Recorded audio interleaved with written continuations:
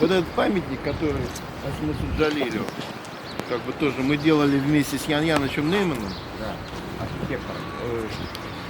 Да, как бы он тоже шел очень тяжело. Он тяжелее, чем Тукай шел. Потому что разрешили его поставить, а вот каким его сделать, вот это была проблема. Потому что вот одни говорят, что он, значит, был журналист, как бы...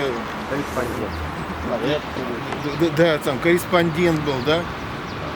Как бы делаешь его так корреспондентом, вроде как не очень, он был военным, да, и вот собрать все, и то, что он был и пленен, и был поэтом, и писателем, корреспондентом, и военным, вот это все воединое, как бы воединое, это было очень тяжело поставить его, как бы сделать, вот именно собрать как памятник. Поэтому как бы здесь вот он как удался у нас, он военный, да, и писатель. И дело в том, что когда он,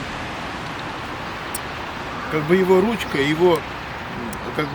это как автомат, как пистолет, он им стреляет. То есть, да, вот за основу взяли вот эту тему, да, и тогда у нас двинулось, ну скажем, с мертвой точки, как бы начали работать. Вот.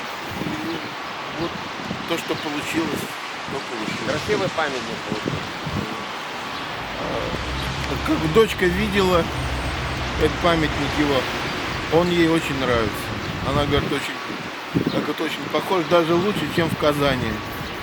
Она казанский памятник, вот этот Асмусу Джалилю, ей не нравится. Почему он говорит, полураздетый, почему он так стоит, и все, она все возмущалась. А здесь ей очень нравится, она каждый раз здесь бывает.